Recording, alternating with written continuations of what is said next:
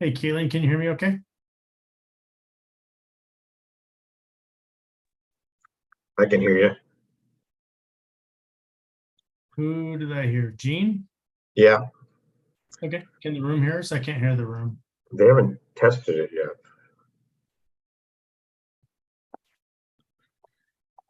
Let me ask Caitlin. I got it. I Okay. just shot her a message.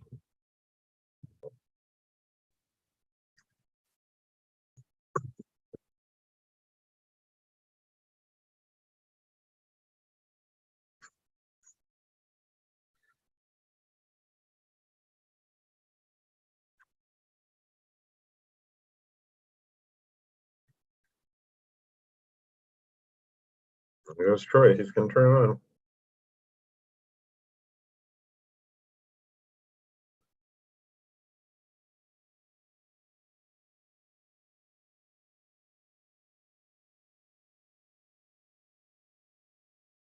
Hey, Keelan, can you hear us? Mic check.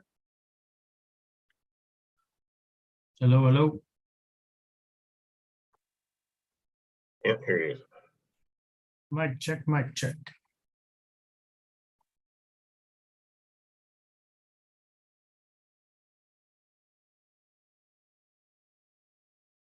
Mic check, mic check. Can you all hear me?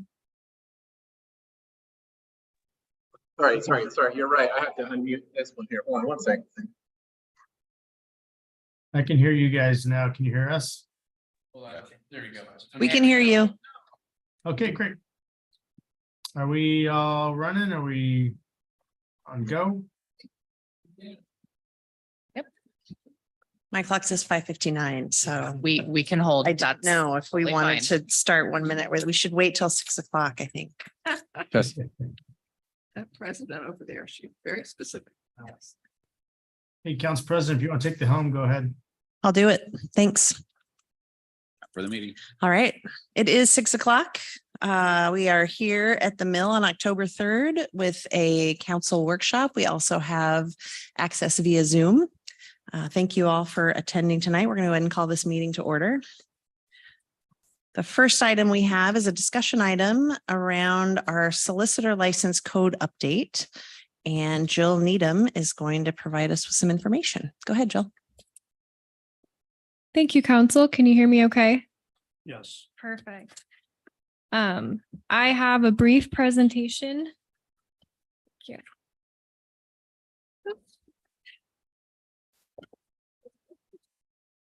So I'm just going to share my screen real quick here.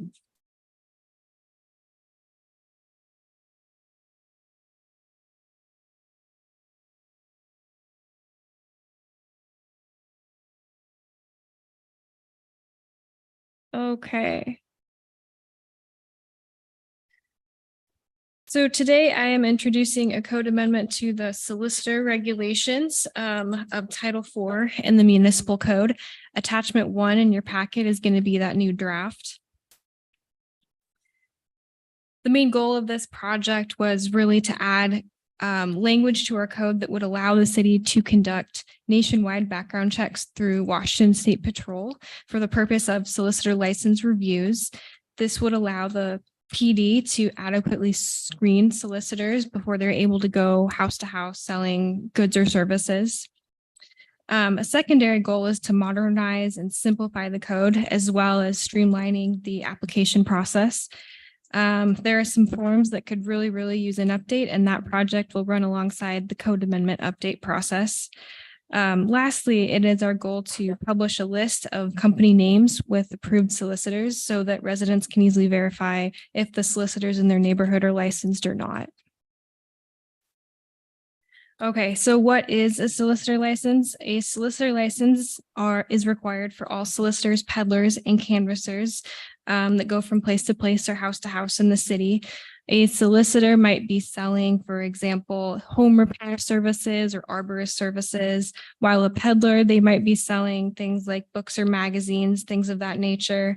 Canvasser is defined really similarly as someone that goes from place to place seeking opinions for commercial purposes, surveys, or donations to private causes or charities. It is important to note that delivery drivers of pre-order goods such as Uber Eats, DoorDash, grocery delivery folks are not included in this definition, and therefore licenses are not required for them. Likewise, non-commercial First Amendment speech for religious or political purposes is also not subject to this code section. When each solicitor has been approved, they will get a little badge. It looks like this. And Russ, I hope you didn't mind that I used your photo. It was really front and center on the planning website there. It's better to ask forgiveness than permission. He tries to sell me stuff all the time. Looking good, Russ. When I was working on the draft, I used codes from other cities as examples. Those cities are Seattle, SeaTac, Normandy Park, and Bellingham. We had the police department look at the code as well, and we also held a courtesy briefing on May 3rd at Planning Commission. Since this is not an amendment to the land use code and Title 14, it was just a courtesy briefing. No planning recommendation or public hearing was required from them. So council can move straight to scheduling a public hearing in this case. When we do bring the ordinance back to council, we also plan to bring a fees resolution to go with it so that the two can be updated concurrently and we can add the appropriate fees for the background checks. Okay, potentially the biggest revision was adding section 230. This is basically boilerplate language that came from Washington State Patrol. They need to approve it in order for the ordinance to pass. So I just went ahead and used most of their boilerplate language. It's a bit clunky and weird sounding, but I think that'll be the smoothest and easiest process for them to approve. I also added a purpose and immunity section to be more consistent with the other cities. And I restructured the application requirements and review procedure in section 130 to make it a little bit more clear and easy to understand.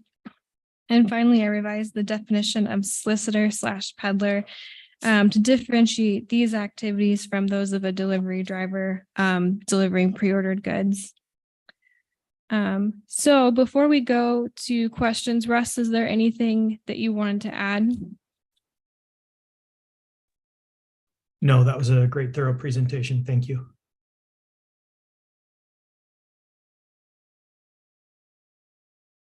Thank you, Jill. Is it time for questions? Questions from the council?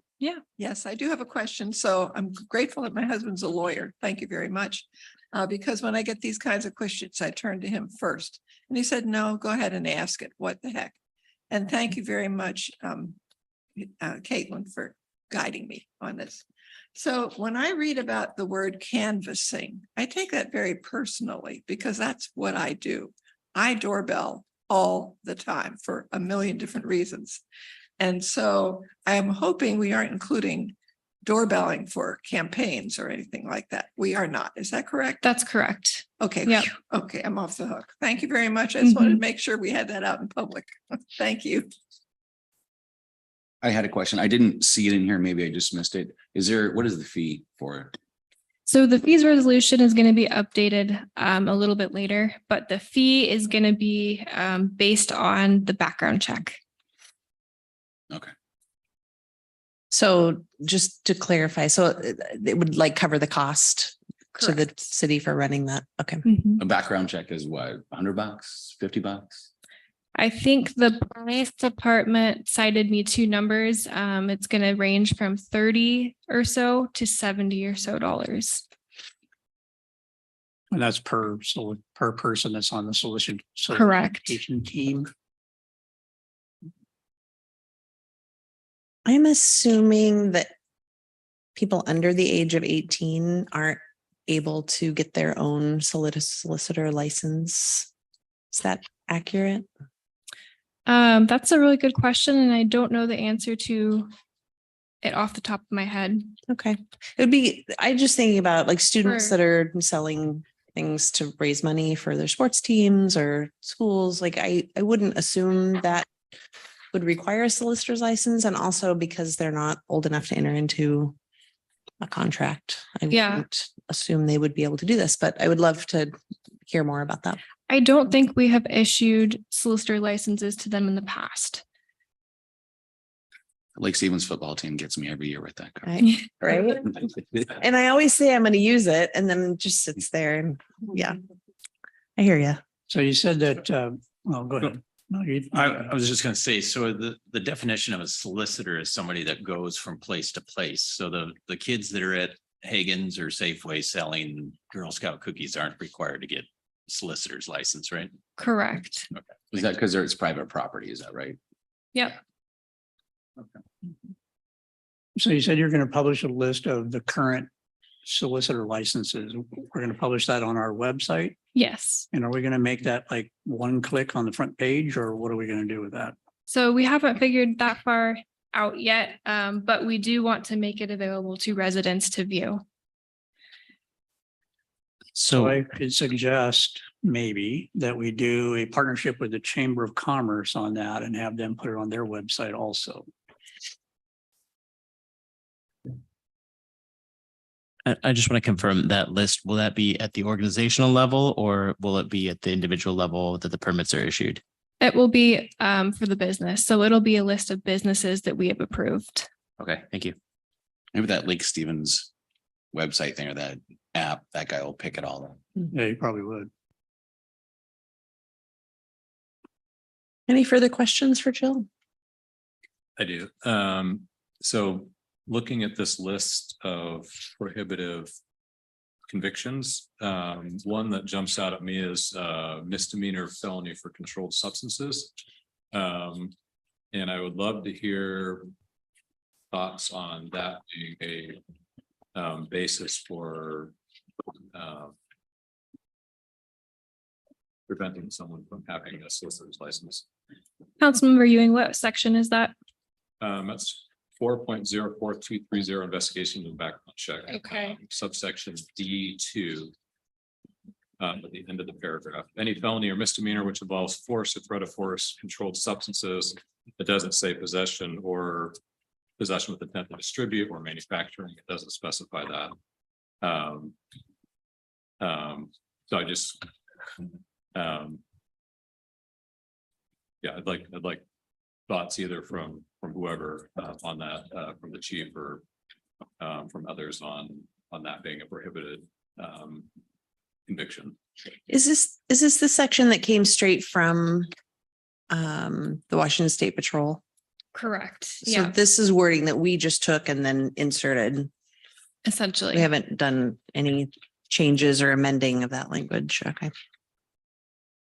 I think because of some of the things in light of what's going on in other areas with that particular subject. You know, releasing those away from having any problems. That, I think that's what you're talking about, right? Well, Why are we doing? it looking with at the everybody else? behaviors that result in that, I think that is one. There are plenty of people that have been engaged in that type of behavior that have gotten addicted for any number of reasons. And I don't think that would be difficult to accept for me that that's going to be a lifetime basically ban on someone to being able to pursue viable vocation. So are you thinking removing that entirely or putting some kind of time limit on it, like within the last X years type of thing? I'm open to input, but a blanket control thing is something difficult for me to support.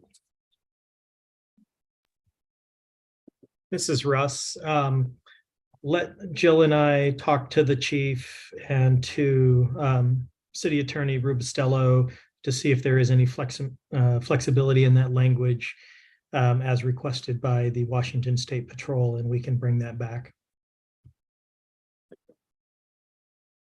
So this is a really minor thing as long as we're talking about language. The phrase "the police department will decide." I'm not sure that's technically correct. I mean, if police department, I don't believe decides whether someone's been convicted or not. They either have been or they haven't. So that might be something that could be cleaned up just a little bit. Okay, I believe that was part of the boilerplate language from Washington State Patrol too. They kind of had a like insert your own agency blank in there, but we can look at that as well. Thank you. I also I've kind of gone back and forth about this, but the language in section C about the police department shall render a fitness determination based on the results of the criminal background check and communicate its determination to a private employer organization. I guess that feels really subjective also about, what are the what's the threshold and what are the decisions or what are the crimes or what will they see that will go into their decision? And I guess I'd like a little bit more clarity and objective language about how those decisions would be made. But I think it's all part of the same conversation.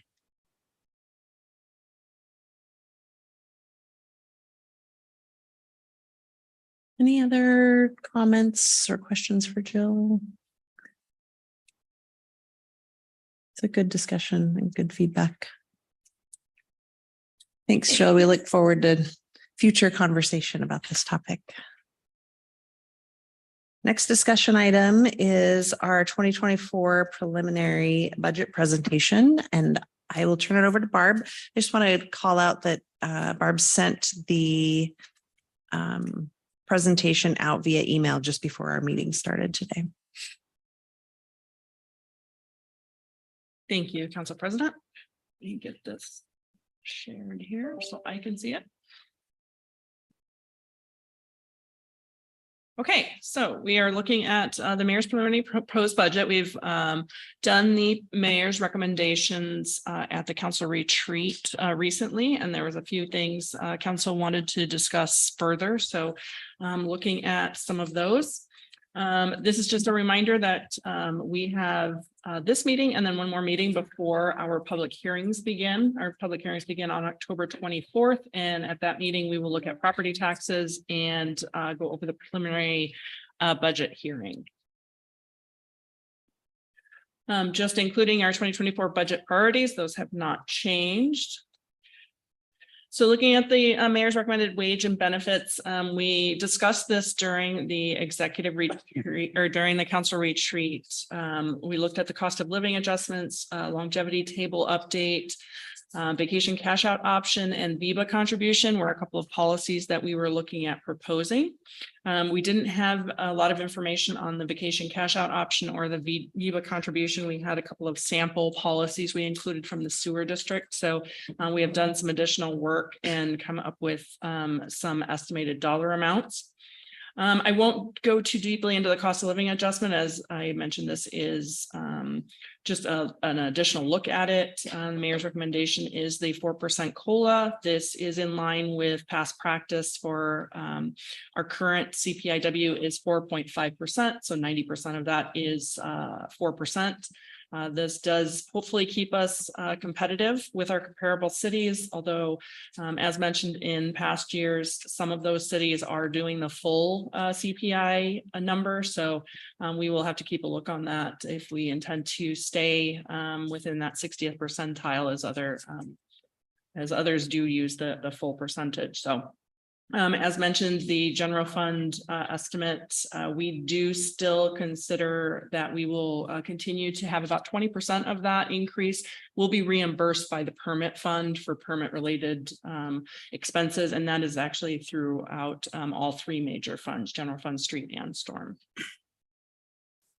Again, the longevity table, this was shown previously. This proposal does align the non-represented employees with the guild represented or the guild commissioned employees.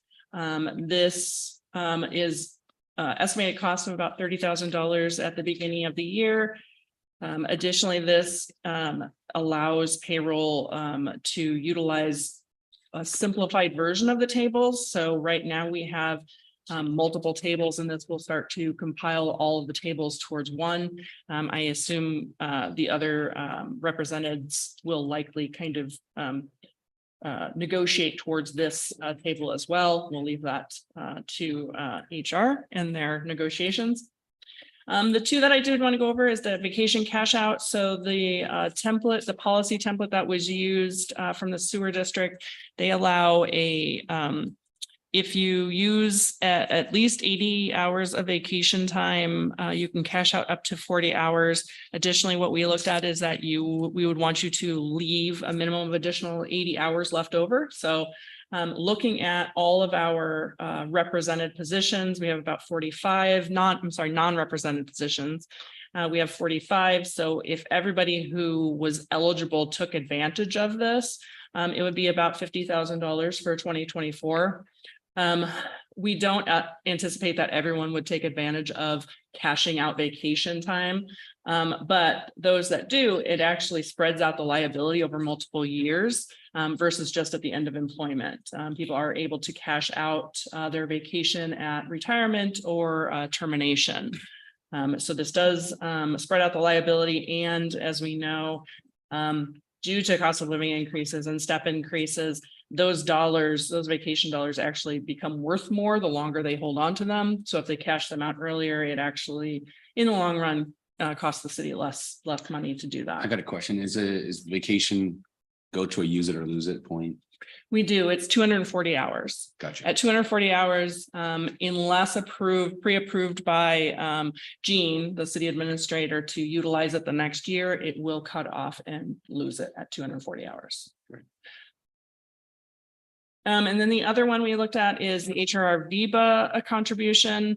Right now, we do have a policy where VIBA, there's two contributions to that. One is if employees opt out their spouses and families, that saves the city money. So a contribution is made to VIBA on those employees' behalf.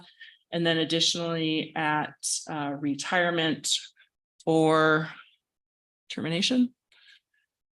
I have to remember what the policy says.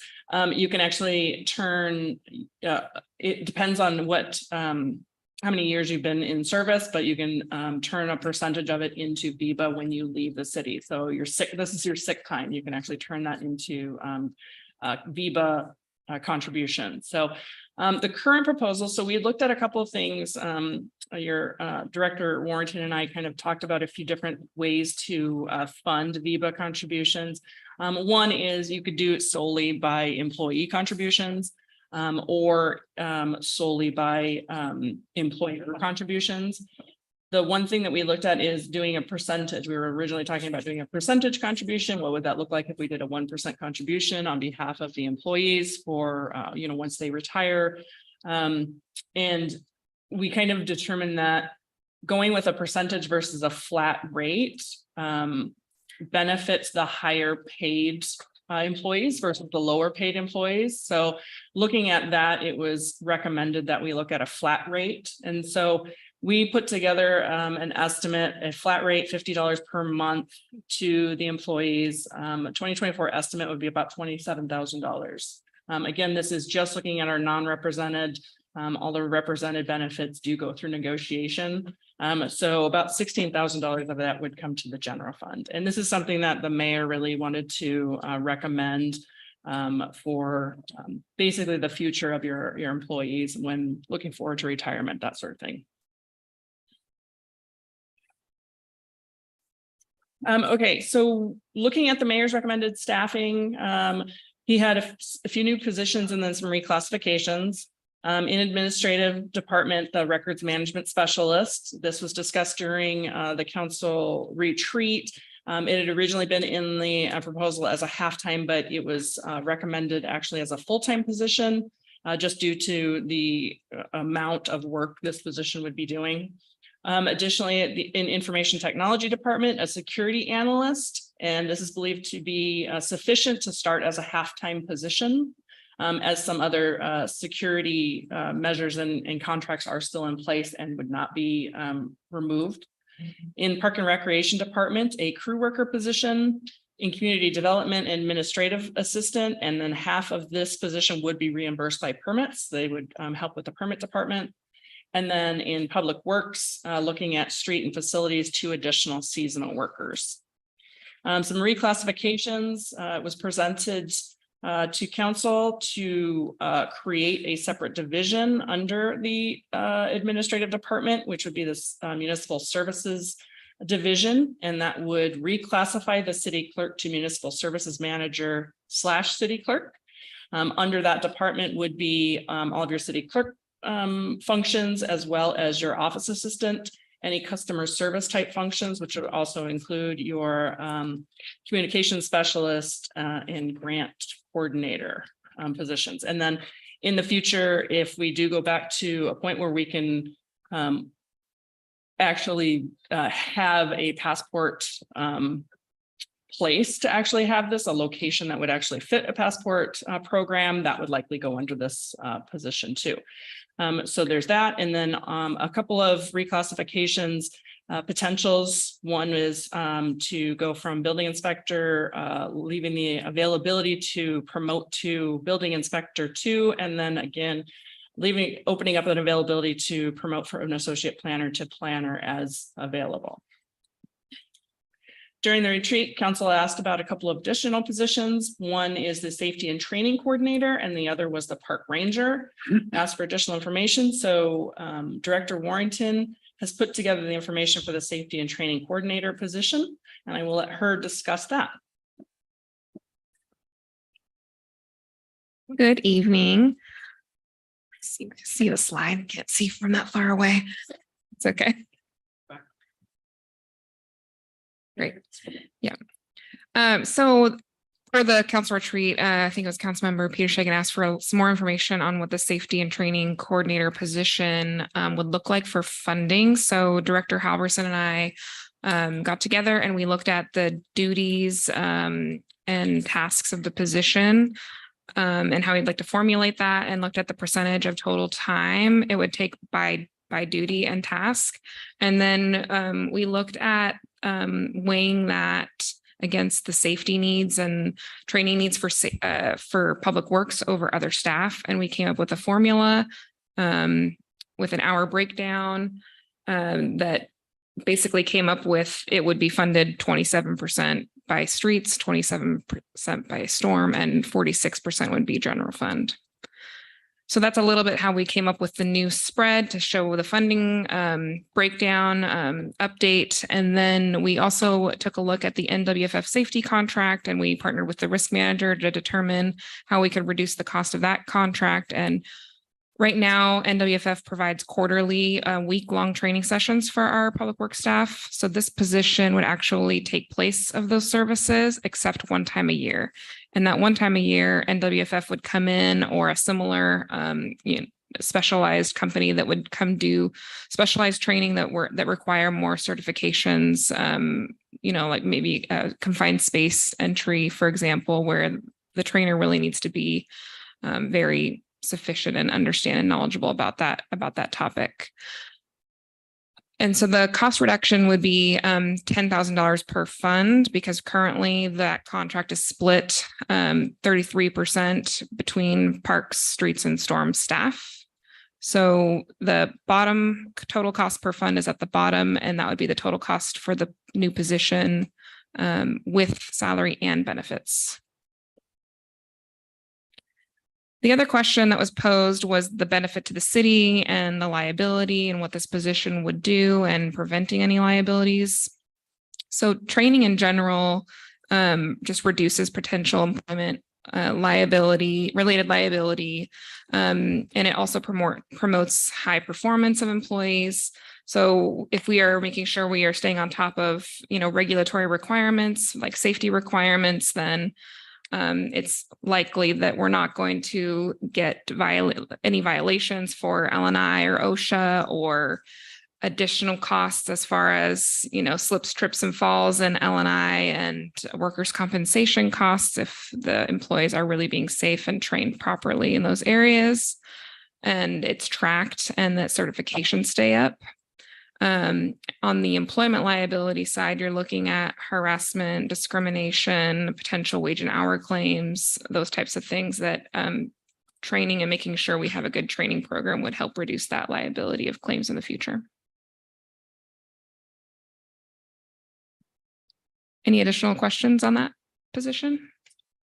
Anya, just so I'm clear, looking at the top line there, annual salary and benefits, you have 103,384.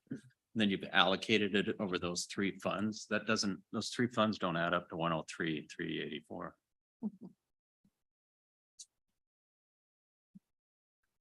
You follow? Councilmember, they add up to the bottom line. Along the top, they do. That number looks the same as the park ranger salary. Is it possible that got put in there? Trying to add the numbers in my head across. Let me take a look at that while we're doing the next Oh. position. So it.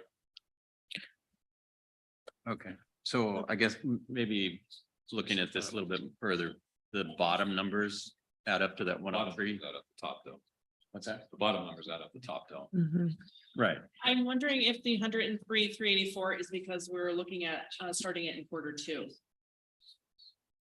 I'm wondering if that's actually what it is, because I know it's in our budget as Q2 start with that 103,000. It's actually 106,000, I believe, because there's some additional costs, computers and that kind of thing. So That could be it, but I can double check to make sure that what number that is compared to these three across. And ignore what I just said. I missed in the packet where it switched to the safety and training coordinator. So that's the same number. So I guess the number we should be looking for is that bottom number, Yes. bottom line. Yes. overall. Overall, that would be the total of the all three of them, and then, but that would not include equipment costs. Right, okay, so 103, 380.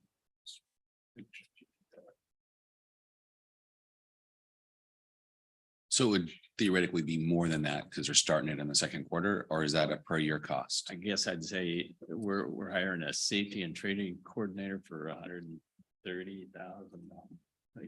Are you seeing 130? So Because it starts at the second quarter. Yeah, but going forward, it's gonna be 130. that 103 number is the bottom cost per fund added up For a full calendar year? for a full calendar year. Okay. So I just confirmed that. That's a full calendar year, The 103? the 103. So if we started in Q2, it'd be less than that. Sorry about the confusion. That's not what I have. We will definitely double check on this for you. I have the full year as 139, 385. But this reflects the 30,000 of savings of the contract, the current contract. That's why there's confusion, I think. So the 135 number is the top line, those top three numbers added together. And then the 103 is after the cost reductions. Of the contract that we currently have. Got it. So that's what it's the total new cost to the city Okay. that I've shown here. Okay. Sorry, it took us a moment to get through that. Sivert, does that clear for everyone? Okay. Any further questions for Anya about this slide before we continue?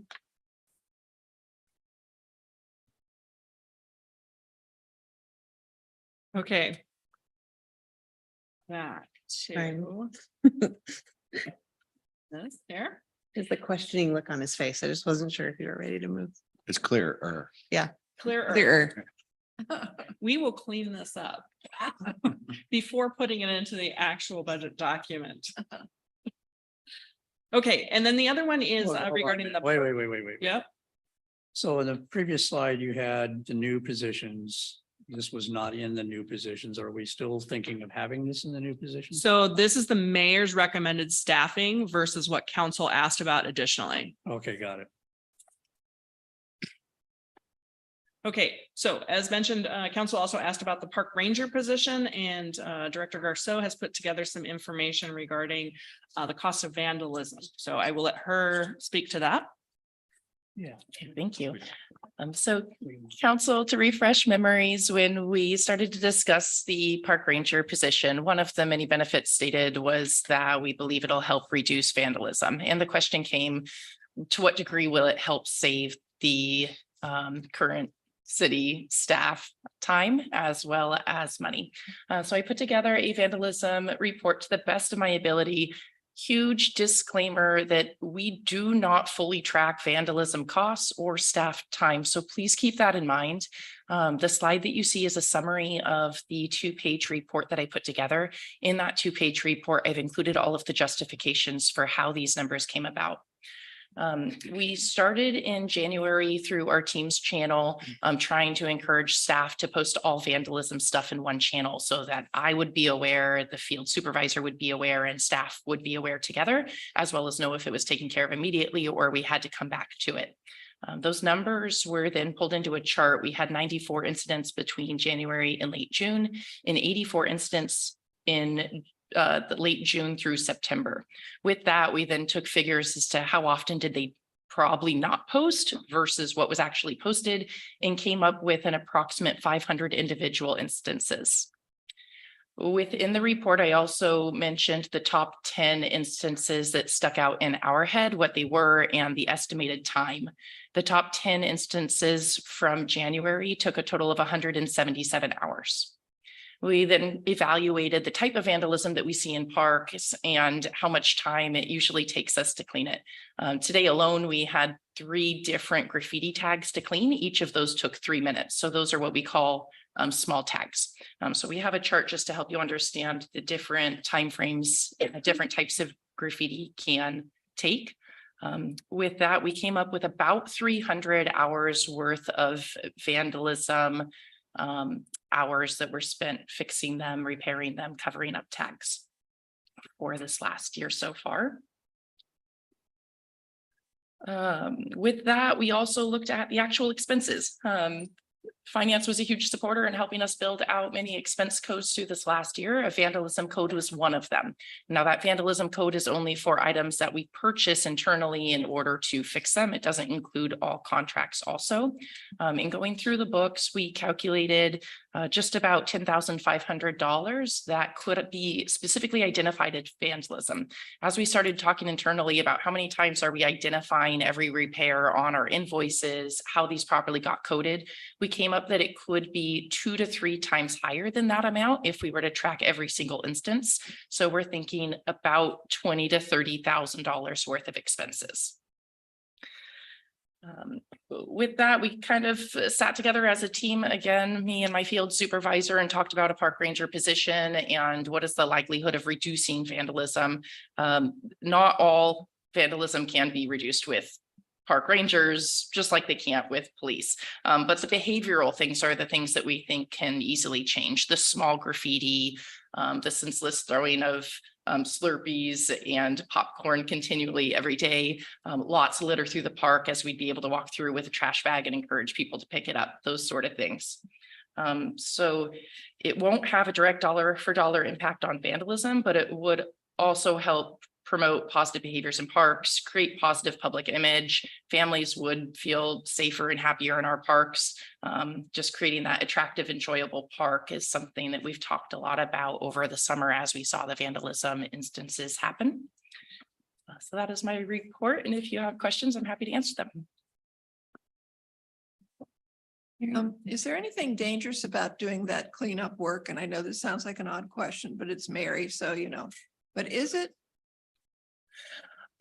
dangerous? And I have a reason I'm asking that question. Is it dangerous to clean vandalism? Right. It really depends on the type, but we do provide safety training, whether that's for hazardous waste or needles or graffiti. Yeah, I was just wondering if maybe we could somehow get a youth group like our youth advisory council or like the scouts that were here last week, and maybe make this a task for them if they'd like to do this to lift up the city a little bit in a positive way.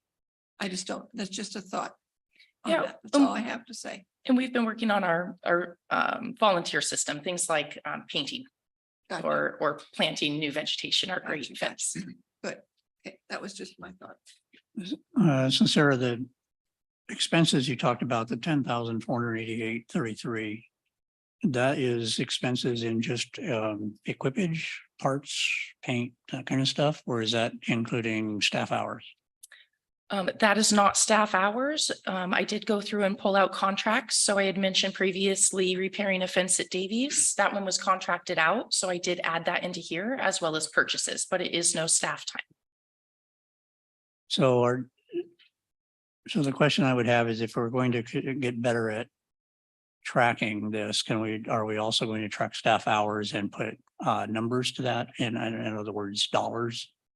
Yeah, one of the things that'll be a big help is when Parks is fully on ViewWorks. Right now, we're doing it for service requests, but not for work orders. Our target is February. And once that is rolled out, that program will help with tracking of staff time as well as costs. Okay, thank you. You've indicated there's more than 300 hours of labor. So I guess what do you figure for a labor cost? $35 an hour or 75? I was guessing 50, which got me to 15,000. Yeah, so we've kind of got a handle on it already, vaguely. What do you figure per hour? I know that finance has a chart with all of that, including the benefits. If my memory serves me right, the overtime amount would be about $100, which would be time and a half. So doing the math, I think we would be between $65 and $75 per hour is what we equate for a normal staff hour. And Barb can correct me if that's off. It's somewhere in there. You can figure salary and benefit somewhere. Why overtime though? I'm trying to figure- It was the figure in my head that I was referencing for the chart. It wouldn't be overtime, right? Okay. So the issue, Go ahead. the issue with it really is it's not just the cost of a public works person or a parks department person going out and fixing the graffiti, but it's also the fact that you just took those hours away from doing the other productive things they're supposed to do. So it's really a double cost.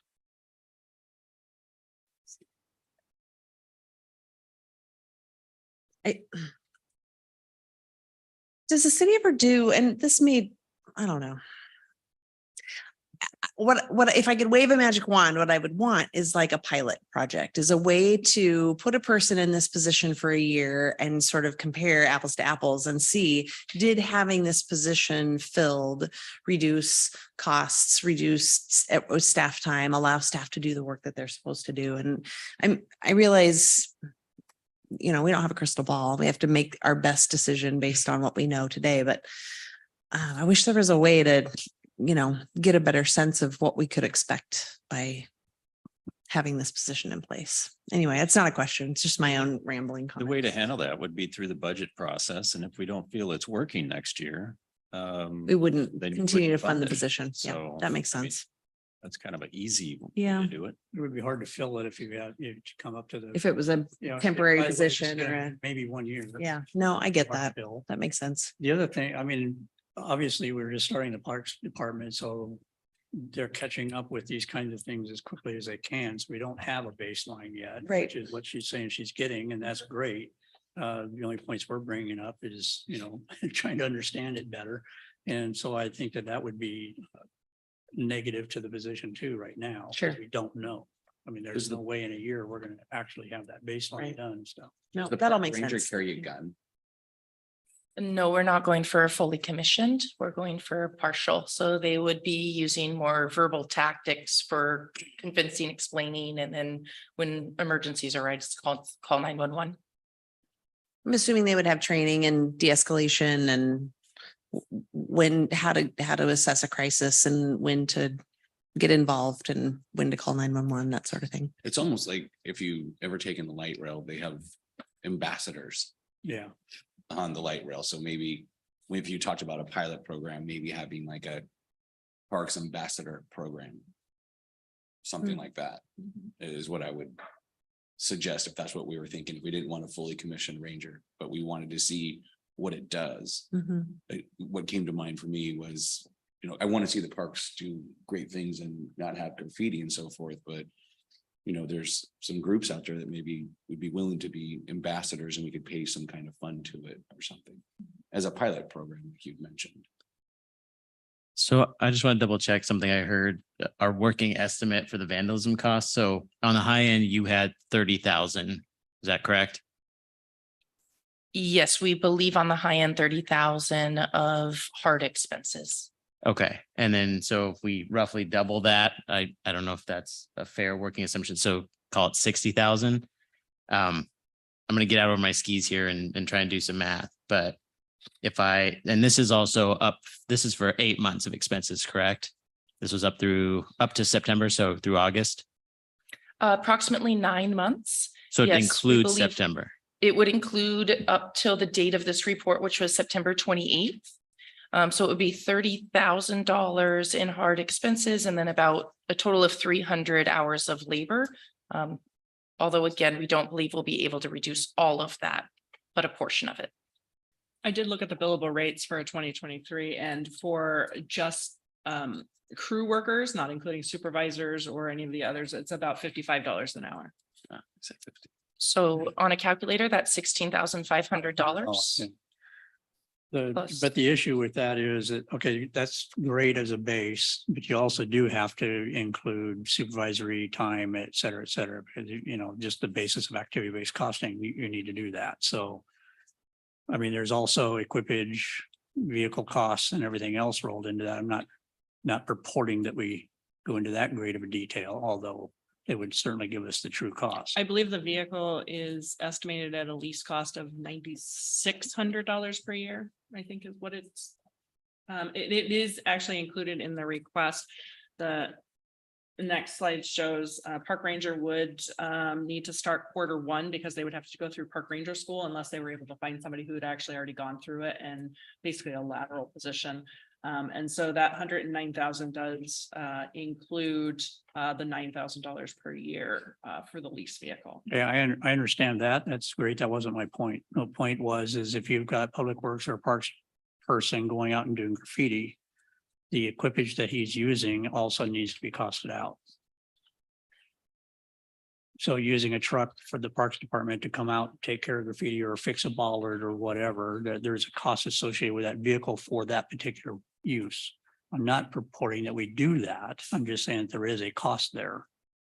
It just makes it really, it's not worth staff time to figure that out, but there is an added cost to that. That is likely something that could be done once Parks gets into ViewWorks. I expect that Public Works has those equipment figures built in ViewWorks as well, so. Yeah, I think more data would be helpful because, okay, so if I ballpark at $60 or 60,000 up through September, that's 75%. So 80,000 for the year. It's my math track so far. Okay. So, and then we're looking at a ranger salary of 109,500 for the year. So that works out to, we could cover the cost of the current vandalism. That's assuming all of it for 1.37 years. So at that, using those numbers, you know, we're losing money on the rangers is what the math is working out to. Is that correct? Now that doesn't account for, you know, the intangible stuff, you know, the presence, the atmosphere, all that. But I guess it would be helpful to have more concrete numbers for me, because right now working with what I've got, that's what I'm coming up with. So. And I think it's unrealistic to assume that hiring a park ranger then eliminates All of it. Yeah, right. The vandalism probably doesn't occur as much in January, February, right? I mean, the bulk of it is probably starts in May, June, July, maybe April, May, June, July, August, September.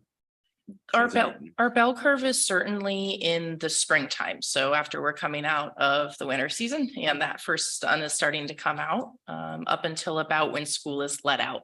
But we still do have vandalism in the off season. We did install new automatic locks at Lundin last year, and we're working on some for the restrooms over by the boat ramp now, as we do get internal stuff overnight. Just this last Friday, we had several cones vandalized, for instance, and that's not reflected here. I did have David Green type in just some comments as he's listening into the meeting. So I just wanted to point out that this ranger would be going to the Park Academy. They would be trained with crisis intervention. They would be more of an ambassador and have some enforcement, but not that full law, as we've talked about. The other thing to note is the park ranger with their job description would also be doing the light landscaping and cleaning duties. Ours isn't just built out as a job description to be solely a park ranger. So if we do a park ranger instead of a crew worker, they would still be assuming some of the duties that the crew workers are doing today. They would just have that focus in the summer, especially with interacting and building that public relation. It'd be interesting to see if in the springtime, if we had some kind of pilot program to see what it would cut down. My assumption is November, December, Jan, Feb, March, it's probably not so much. I'm assuming there's still some, but I wonder how much it would cut back on all the stuff that was going on this summer that we had all the problems with. You know, just during the peak season, I don't know that I can necessarily say like you did, does it cost out for a whole year of having that person do stuff in the wintertime as well versus more of an emphasis in the springtime? So on the point of a pilot program, I guess, in your opinion, how close could we get to the approximate effect of a ranger? Because I know an official ranger requires certification and training, but if we had someone designated as a ranger or ambassador, just a presence in the park, how would that be a fair simulation of what a ranger would do? We started to look at what are other ways we could tackle this, and that came up last spring as we saw a lot of the issues. So we made a list of several items. We're still waiting on some technology to be installed that we think will help some behaviors, especially in the closed restroom. We did have some ideas, such as would some school faculty members be interested in taking a partial job just after school, since they know the children and all of our teenagers' faces. It would help to have people that they know in the parks. So there are some possible things that we could look at with connections that could help that social behavior. And that might be as much as I could offer, as close to meeting what a park ranger would do. The park ranger, in my eyes, would be getting to know all of the faces that frequent the parks. And so if we can target other bodies that already are familiar and they would be willing to, we could look at a summer program, like a springtime program for that. Yeah. I do know some churches and other organizations started to frequent the park more and offer free drinks and stuff to help engage the kids. And that seemed to help some at the end of the year.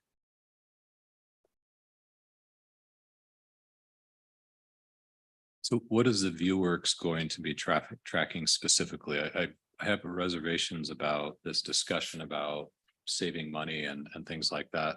I think we can improve in tracking, like if we have these categories here, small, medium, large graffiti, and the other types of damage. Are we going to put like tracking like date, park, location, and the time it took, so we can monitor and say, hey, instead of guesstimating when this is, we have hard data similar to what we get from the police, and we can ask the police and say, how many calls did you get in this area? They can tell us exactly what it is, what the breakdown of those calls is.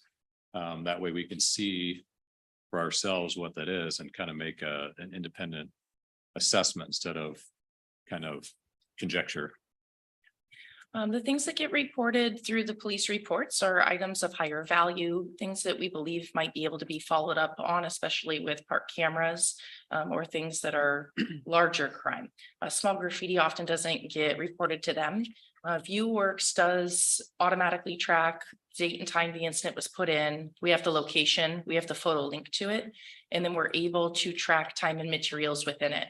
At a touch of a button, it would then allow reports to be created, whereas the report you're seeing right now was very manual process, going through finances, going through all of the different posts on Teams to calculate the data. So ViewWorks is meant to be that tracking device. So starting in February, we're going to have data that will tell us how many at Lundin Park, how many small graffitis, how much time it took. We're going to get the number of beating graffitis at Cove Park, et cetera, going through all those, and it's all going to be broken down. And so if someone reached out and said, hey, I want to know how many incidents happened at Lundin Park of all types of vandalism in the month of June versus Cove Park, we could have that data and compare it. Yes, and once we roll that system out in February, that's when we'll begin tracking that data, and staff will be required to fill that out every day.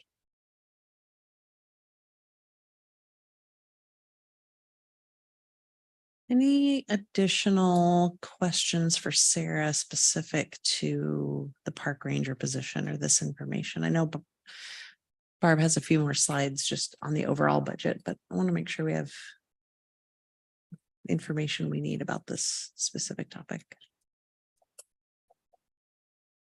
I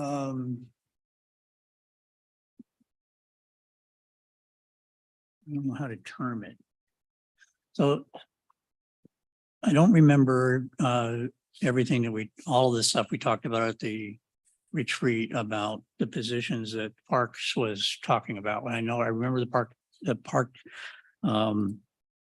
ranger part of it, but if, for instance, then I guess I'll just ask a blunt question. If we were to, as a council, decide that because you're still standing up some of the security measures and other technological things to help in the thing, and we don't really think it's going to be worth the 103,000 for this first year with park ranger, or maybe look at it next year. Was there other positions in the parks department that were taking a back seat to the ranger that you would still want to move forward if we didn't do a park ranger?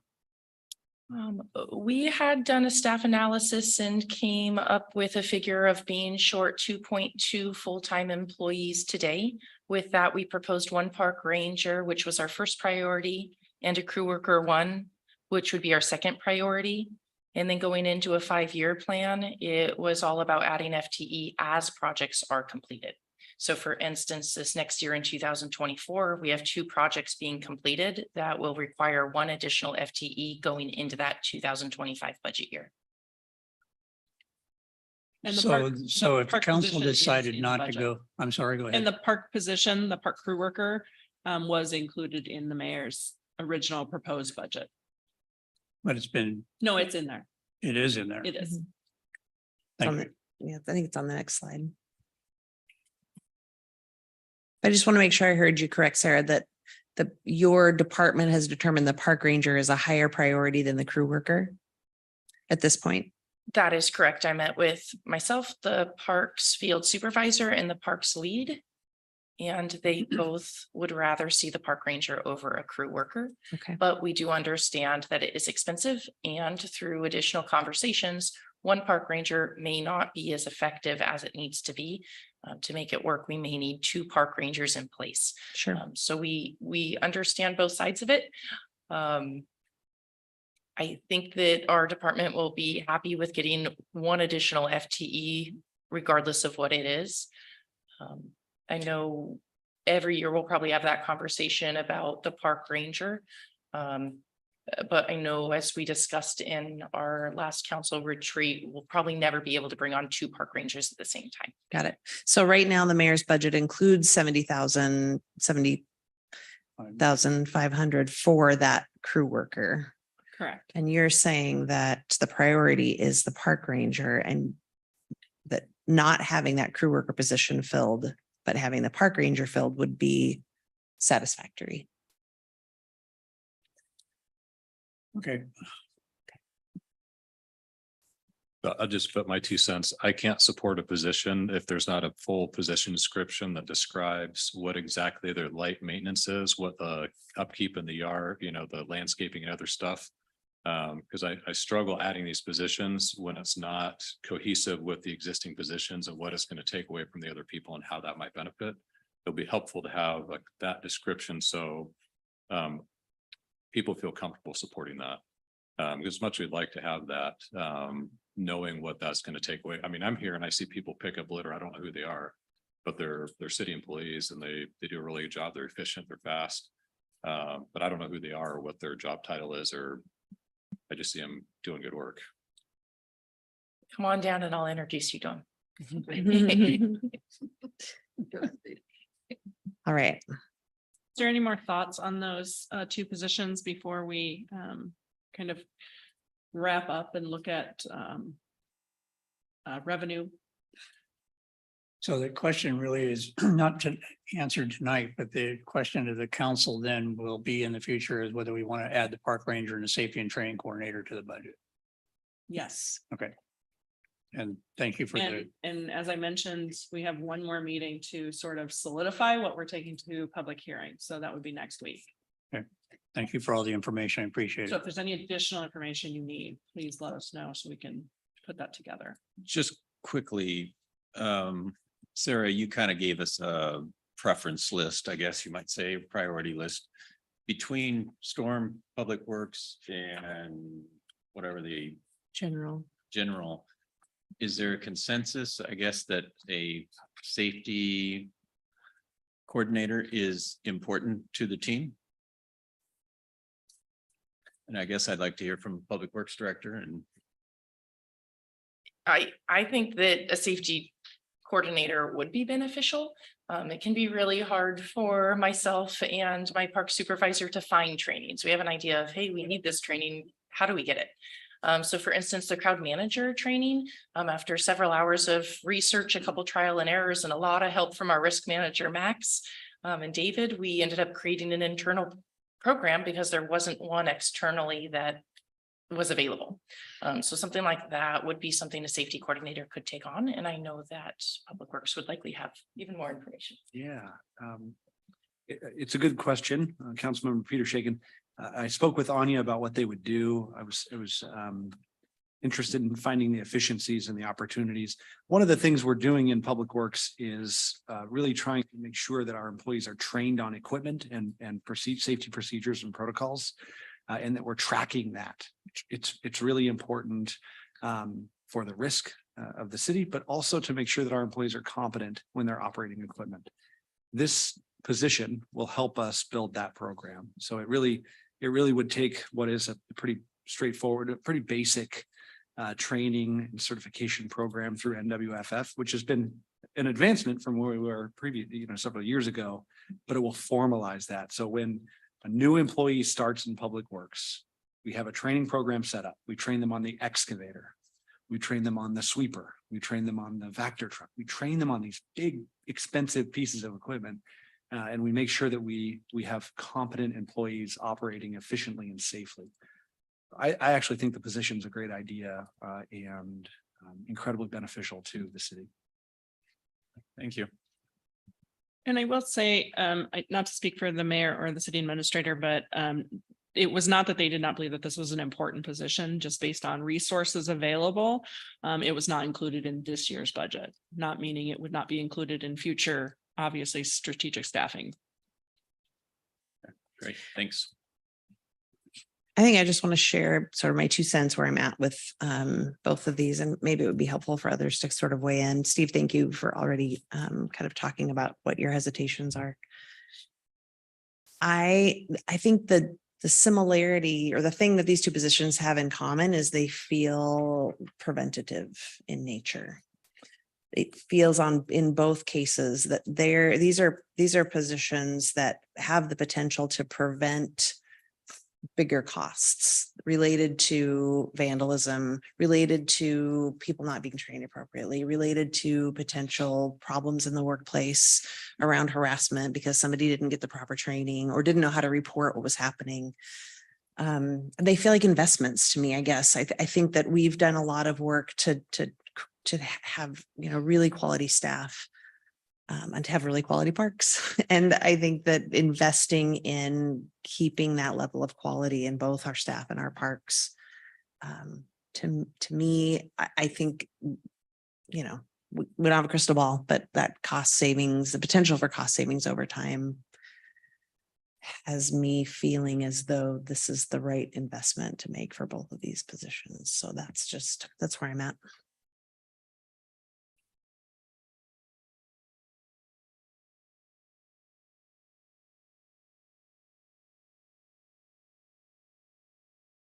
Okay, if there's nothing else, we'll look at our wonderful forecast. I did show what we had in the mayor's proposed budget. I know it's a huge difference, and this does include all of the updated positions. It also includes updated actuals for the salary benefits. It does include the 4% COLA, as well as the placeholder for the guild commissioned, as well as Teamsters, just as placeholders. Again, those are still in negotiations, so those are not set. It includes the added positions and it also includes the additional capital, which there's some in general fund, there's some in streets fund, and there's some in stormwater fund. Additionally, we updated the estimated ending for 2023 for revenues and expenditures and the salary benefit spreadsheet for 2024, showing all positions as filled, all current 2023 positions filled. So as I mentioned, we are looking at redoing our forecast model next year. There are some strange calculations going on in the forecast model, so I'm not extremely confident in the numbers at this point. As I mentioned, as long as we're looking out at least 3 to 4 years, not going negative, we're in a good position.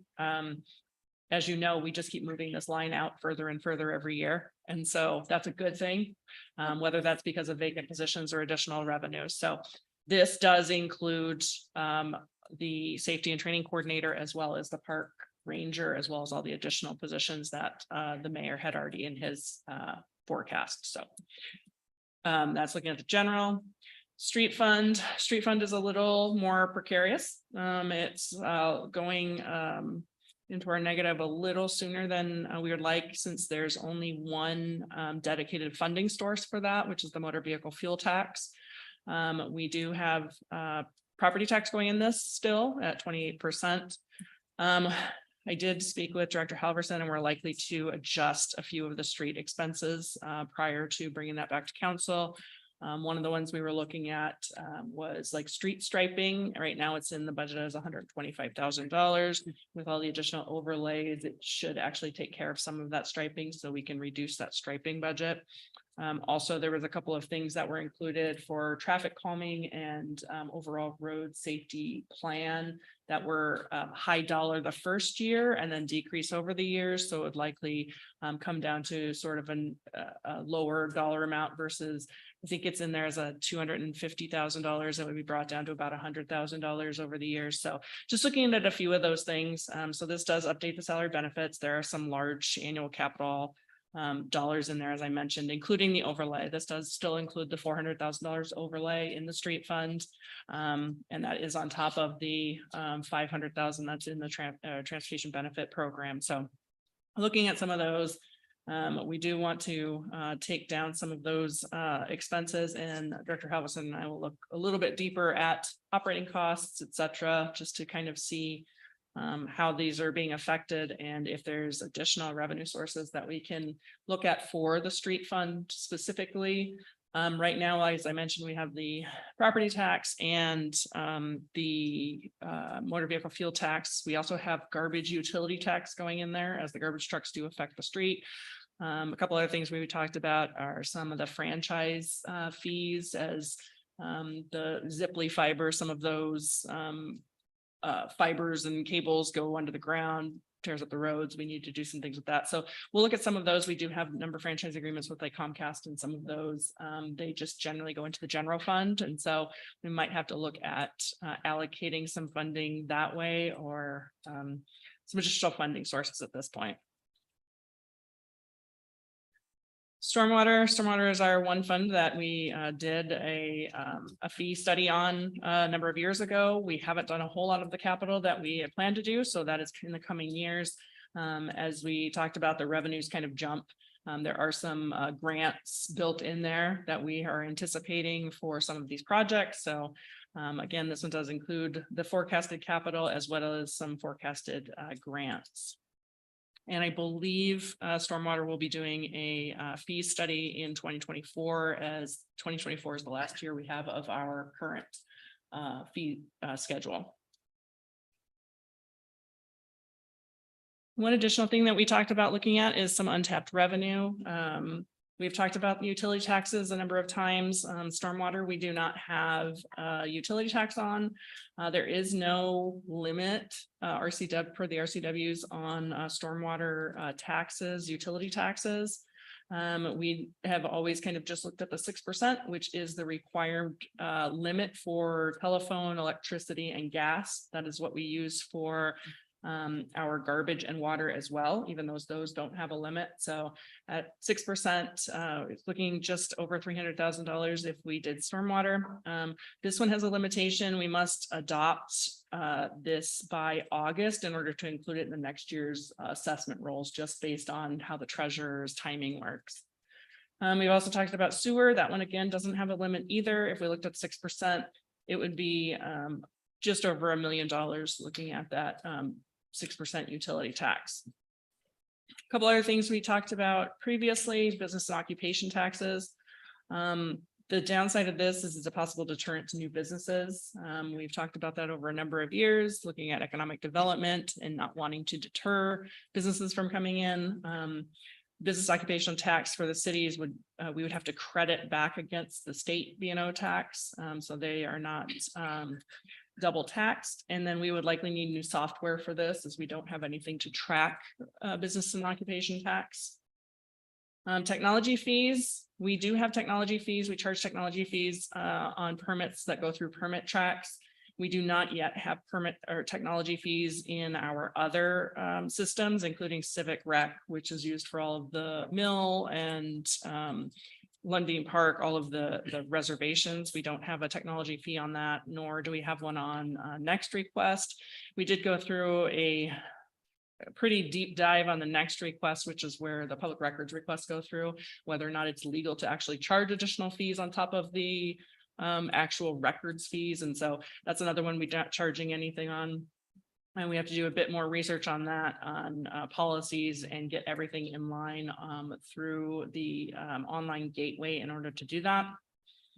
Credit card fees, the city currently absorbs the fees. We've been doing that since we implemented credit card, taking credit cards. We currently, our fees are about $70,000 a year that we're absorbing. We have started looking into actually passing those out to the customers, and we have to get some new hardware for that. There's some requirements that that fee must show separately on receipts. So we need to look at some additional hardware. Our current credit card machines are out of date anyway, so we might be looking at some new credit card machines anyway, in which case I will need to come back to council and have them go back on the original resolution that just said that we would go ahead and absorb the fees. And so that's one thing that's a nice, easy one that would take care of that additional fee that we're paying out and just pass that fee on. Another one that's been brought up is parking fees. I know there's limited parking available in downtown, and so this would be a possible deterrent to visitors, local and tourism. So don't have any costs on that or what the revenue might bring in, but this is just a few of the ones that we've talked about in the past. I didn't bring back park levies, that type of thing. I know we dug into that one pretty deeply a couple of years ago, and there's a lot of restrictions on what you can and can't do with that. So I didn't bring that one back, but are there any of these that council would like us to kind of dig in deeper on? So help me understand the credit card fees. It says we currently absorb. I'm not aware of anything for which you can pay for services with a credit card. I got a permit recently and it was either cash or check. I don't believe there was a credit card option. I guess maybe there was online. We take credit cards. You do. Mhm. So the most other entities charge you for the fee. You can either send a check or you can pay the Correct. whatever the 2.5%, whatever it is. They only started allowing that, I believe, is in 2015, and they called a convenience fee at the time for governments. And so they've changed some of the laws and the rules. Some of the other cities are actually digging into this right now. I've got some feelers out to some other cities who are charging the fee, and it is possible to do now versus it used to be more difficult. To me, that's probably the most balanced one. I mean, someone that's actually using it, like where I go to the DOL, I can either pay the convenience fee or I can send a check. It's more convenient for me to pay the 2.5% and have it taken care of immediately than send in a check. Correct. And just so we're clear on the record, that's not money we're pocketing. That's a charge from our service provider that we're just eating and not passing along to the end customer, correct? That is correct. Okay, It is an expense to the city. right, okay. So that would be considered a donation of public funds, correct? Except that we have determined that we would absorb the fees many years ago, and that was the workaround of not gifting of public funds. That was via resolution, is that correct? I think it was via resolution, either that it was part of an action that we took when we were actually deciding that we were going to take credit cards, that it was just decided. I need to go back and find the actual resolution ordinance of when we created the program to accept credit cards. I'd go along with the credit card fees as well. What would that take for you to implement that? How soon would you be able to do that in the event that you got the okay? And what is the cost of the new equipment that would have to be purchased to enable that? I'm not 100% sure on the new equipment. I don't think it's very expensive. We only have internally, we accept credit cards at City Hall and at the police station right now. On actual, they do records and things at the police station. And so they have credit cards, machines there. And then Parks has just started accepting payment, or will, as soon as we get the policy through, accepting credit cards via Civic Rec, kind of over the phone, but don't actually have a credit card machine. At this point, we don't really need one at Public Workshop, as there's no parking to go over there as a customer anyway, so they need to come here anyway. So it shouldn't be too much. I would assume a few $100s per year on a lease for equipment. It's just getting the actual program up and running. So a couple months. I can't imagine it would be much longer than that. I mean, I imagine Troy would be the one in charge of that. So yeah, we currently are using authorize.net online for most of our online payments right now, but we just set up CyberSource, which is the Wells Fargo payment gateway. And once we get the policy changed, Wells Fargo can take credit card payment as well as the e-check. And so Barb needs to be looking into how that policy will work, but that'll offer a e-check process, which I don't think will have a fee associated with it. I think So- we discussed e-check, and we are not I know we supposed to can add take e-checks. So we'll deal with this internally. Yeah, I mean, Huh. so I guess I'm just curious, Marcus and I are supportive of that. I'm just curious what if the thoughts of the rest of the council, if that's something that is that the council open to. Well, I'm good with fee for service. I mean, that's. Yep. I agree. Well, again, especially if we're not making money off of it, we're just not. We're just absorbing it. Yeah, Yeah, we're just not paying more money. exactly. Yeah. Yeah. So I'm all right with that. 70,000 might get us a new crew. When you say that's a step towards that park ranger Maybe right you and a there. Finance person.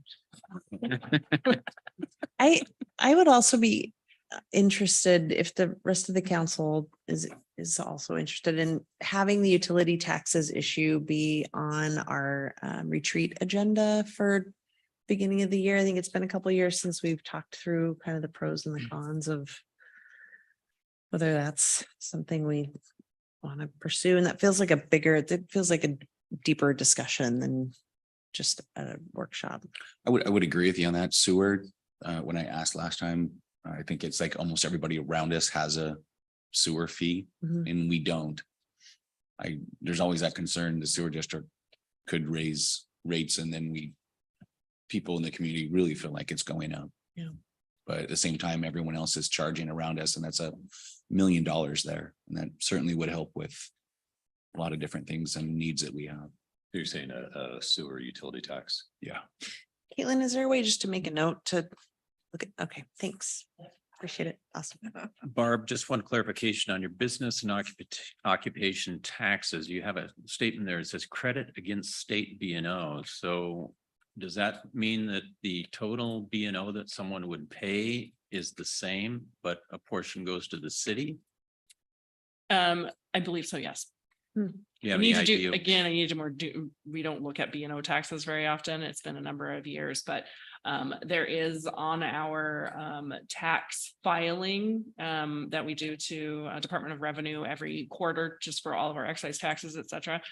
There is a portion on there for the city B and O tax, and then there's a deduction from credit from the state amount. And so it looks like it might be the same, but I need to look into it. Can deeper. we investigate that more further because I would love to have my B and O tax stay here or a portion of it Right. versus going to the state, so.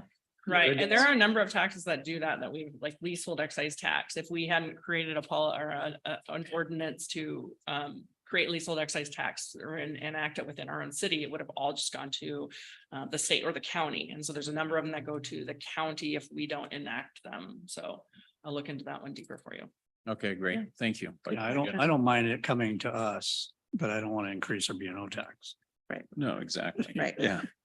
I guess the question then is, are there other revenue sources that could be retained here in our city other than the B and O or others that we're giving to the county or the state that could be? I'm more confident in the city's ability to administer those resources than I am in other entities. So I would like, if we can, to keep those closer to home. And I know another one we've talked about is the tourism tax, the hotel motel tax. There were some requirements of having members of the hoteliers board on our board in order to utilize that. And we don't have a hotel in the city. And so that's kind of difficult. I think the other argument on that one was, why not set it up now for in case it does happen? And so those are some things we can look at as well. We wouldn't obviously be getting any tax since we wouldn't have an actual board without a hotelier. So I'm not sure if that's a lot of paperwork and administration for something we wouldn't be actually receiving. I don't think I'm ready for that yet. We don't have a hotel. We can't do it. Yeah. Well, Caitlin, I don't know what the scope of your note was, but save the credit card fee, which seems to be pretty straightforward. I would like to discuss all of these. That's why at the retreat, I'd like to dig into anywhere we can, like Steve said, keep money in the city. I'd be interested in talking about that. All right. So that is actually all I have. That was a good discussion. If council has any additional questions or things they want to see for next week, again, we'll kind of solidify everything the way it kind of has been proposed. Unless council would prefer not to see one of these positions or again, I think the safety training coordinator is in there as second quarter and the park ranger is in there as first quarter. The rest of them are all the same as what they were previously. I do have one final question about some information in our packet on the item request page. About 3/4 of the way down, there's the line item for the flock safety system cameras. And I know that we had a presentation by the flock company, but we haven't made a decision about moving forward in that direction. Has a decision been made or will there be an opportunity to? I would assume we would make that decision before we would approve that part of the budget. Is that accurate? You can do that, or you can leave it as a placeholder and not approve the actual program yet. And then get additional information on the program. Okay. However you want to do it. We can set placeholders if that's what you prefer, but it's definitely a discussion point, I would believe, with the mayor and the chief. Yeah, I guess for me, I don't feel like we have quite enough information to make a decision, and I'm hesitant to approve something in the budget for a program that we haven't decided that we're necessarily moving forward on. I concur with that. As well. I think a placeholder is essentially de facto approval. A little bit.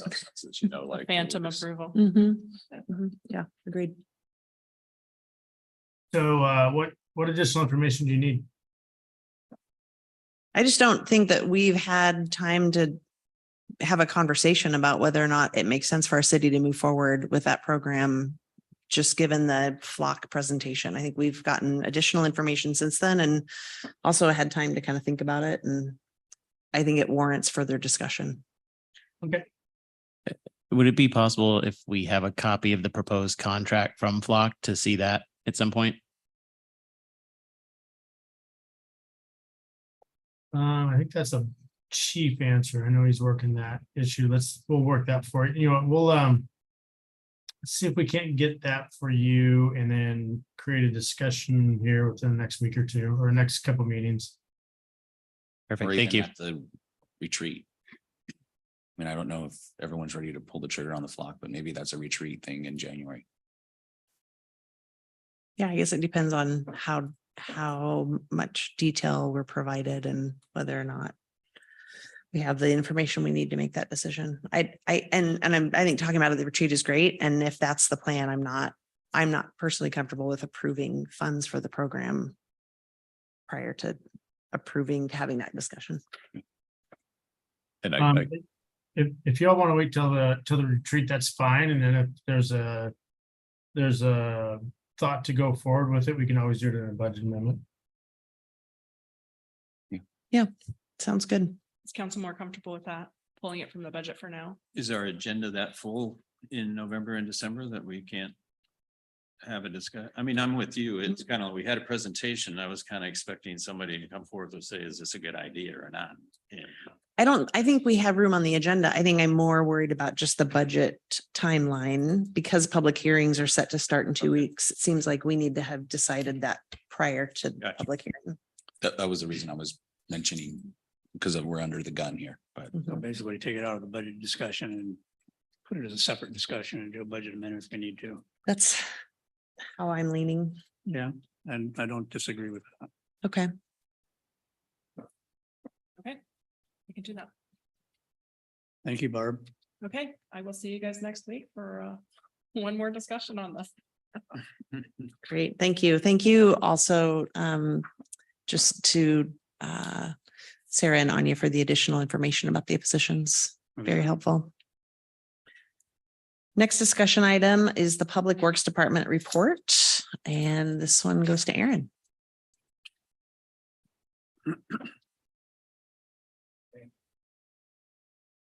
Good evening, Mayor and Council. I will keep this brief. This is the monthly department report from the Public Works Department. And the report begins with some responses to council requests. Councilmember Dickinson requested that Public Works take a look at street lighting on 89th Avenue. We did finally look at it, Councilmember Dickinson, and we had some, anyway, we looked at the existing poles out there, added lights where we could, added some reflectorized pavement markings. So we did some things to make it better. Unfortunately, a lot of those, many of those streetlights are decorative and maintained by the HOA. They're just not as bright as most streetlights. They're just not owned by the city. Okay. Traffic signal maintenance requirements. I have to eat a little bit of crow on this. We did some more work and found that we are indeed responsible for the streetlights. We've achieved the threshold for population, and our ILA with Snohomish County solves that problem. They've been maintaining our streetlights. They'll continue to do so. That's great news. The other element of the traffic, and this is related to the traffic engineer discussion we had at the council retreat.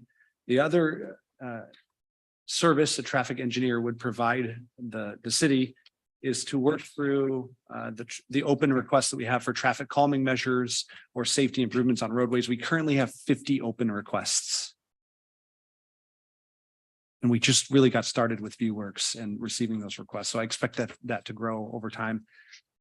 These are not simple requests. Oftentimes it takes a fair amount of study to come up with a cost-effective and safe solution to traffic problems. More on that later. Any questions on that one? Yeah, so the 50 open requests, are those mostly based on speed? Many of them are indeed based on speed and traffic volumes, and most recently truck routes on a variety of roads, several different roads. Yeah. I do have some that's not totally directly related to this. Since we did the roundabout project, noticing continued full-size semi trucks driving on Lundin Parkway, noticing that the asphalt there is being compromised of ruts in the road. And that bridge is not designed on Lundin Parkway for 102,000 pound semi trucks driving down there. So I'm wondering what we can do to mitigate that. And I guess the second question is, the light at 10th Street and Lundin Parkway was adjusted during those roundabout things, has not been adjusted back. And there have been a number of complaints. And in full disclosure, I live in that area. I know. And that light takes anywhere, it takes all the other lights in the city trigger when a vehicle goes at 4 o'clock in the morning, not when you have to wait an extended amount of time. And there's just a safety issue with people pulling out and driving through the red light. Okay. So I do want to say thank you that whoever contacted WashDOT to change the crosswalk at Lundin Parkway and 204, those now have numbered things so the people that are crossing there know how much time they have to go there. So whoever is responsible for that, thank you for pushing that forward, because it's been really nice to see those mobility impairment. I don't know if the right term is, people that cross know how much time they have. Yeah, great. We are looking into the truck traffic issue. I think it's going to be a combination of making sure our signage is correct and some law enforcement. It'll take somebody getting trained in commercial vehicles, because we have no way to read trucks. And there's a whole, I can talk to you all day long about commercial vehicles. I used to be into that vision and how much training that would take to get somebody on board. Yeah, well, we'll take a look at it. We're looking at it. I appreciate your comments. Okay, continuing to scroll down, APWA accreditation. This is the American Public Works Association accreditation. These are the policies and procedures that we're drafting or formalizing to make our operations more efficient and safer. We're continuing to work on them. We had a work session on Friday. I told the team, no phones, no emails. You can, an emergency on your personal phone, fine. We're not leaving Friday until we do complete 14. We finished 16. We're going to do it again on Friday, this next Friday. It worked really well. Sometimes subtle threats or less than subtle threats change behavior. Okay, in terms of operations, we have a rodeo. Notice the spelling, it's kind of fun. Coming up, where our public works employees will demonstrate their skills on equipment, which is fun. There's a trophy. It has an excavator on a log. It's a whole thing, morale building in public works. We'll get the invites out to you folks if you want to come watch our team run excavators and move cones and basketballs, and they're all really safe and it's a lot of fun.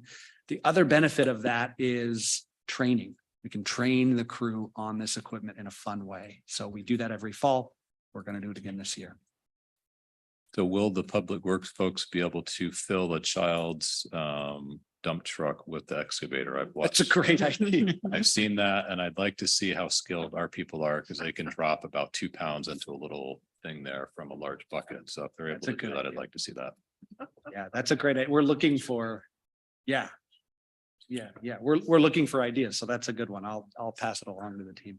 Aaron, if I may, at one point when I think you proposed this last year, if I'm not mistaken, or you did it.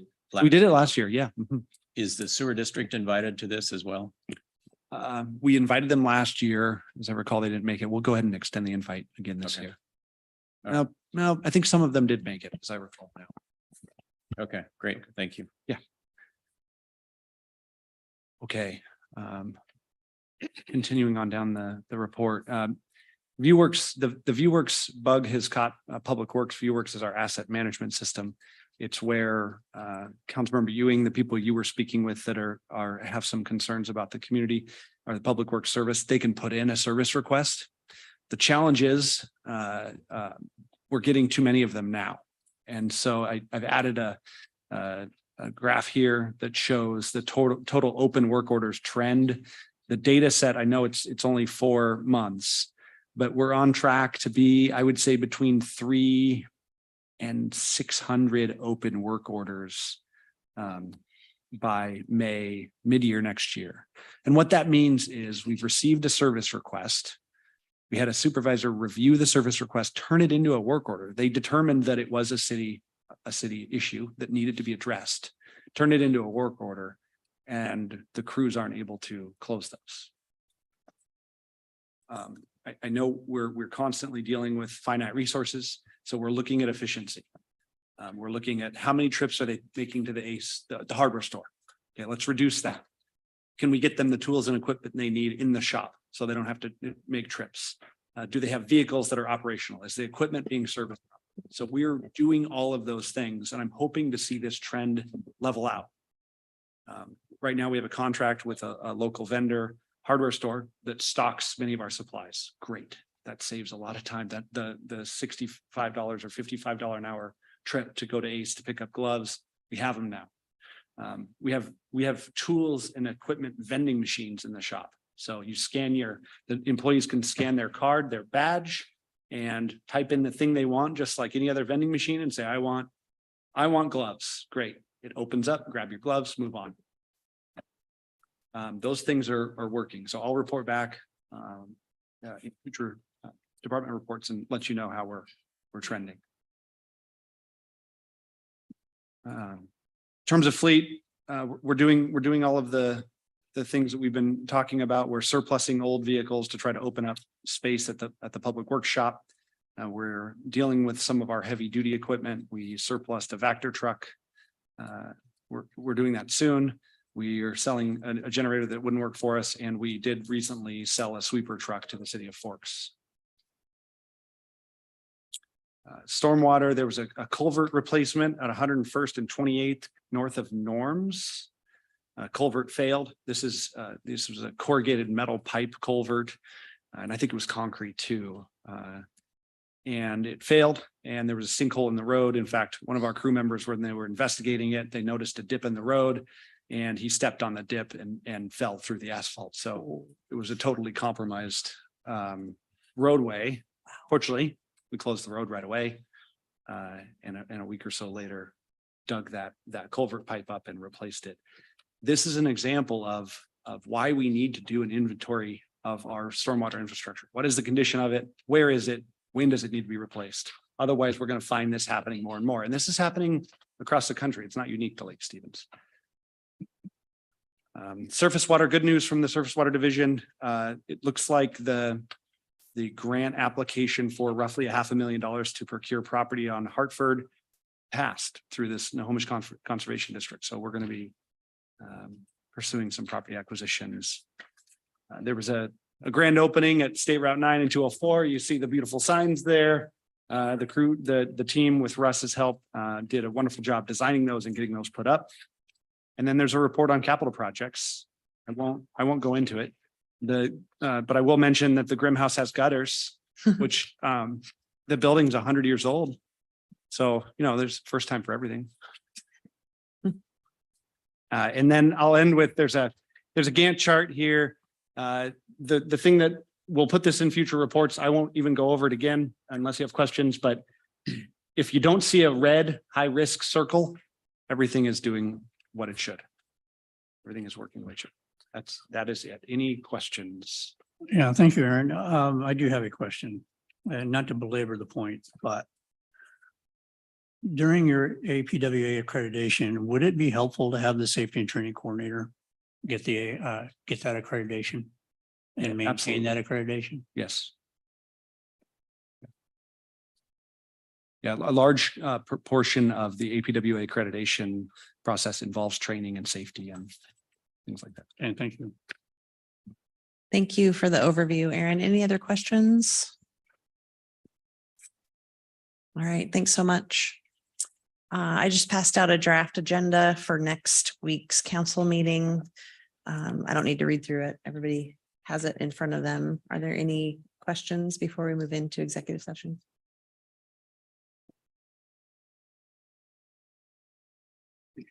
All right. Caitlin, Read it. before you go to executive session, I would like to say I did just look it up, and sadly it is on top. City B&O tax is in addition to state B&O tax. Oh, But I'll bring back more information when we go through that. Just Oh, it's an addition? Yeah, in addition. I put that. I know. Check Okay, that out. Council will be going into executive session this evening with no action to follow. They're going in for two different topics. The first is property acquisition per RCW 4230-1101B. The second is potential litigation per RCW 4230-1101I. They've asked for 20 minutes. So at 7:36, we will come back at 7:56. And again, no action to follow. Thank you.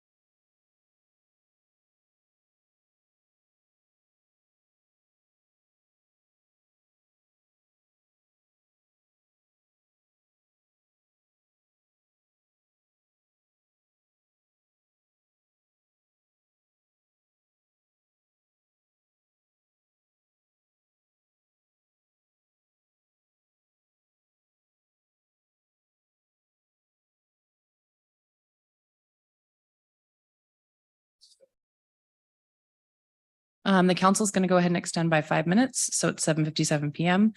That puts us at 8:02.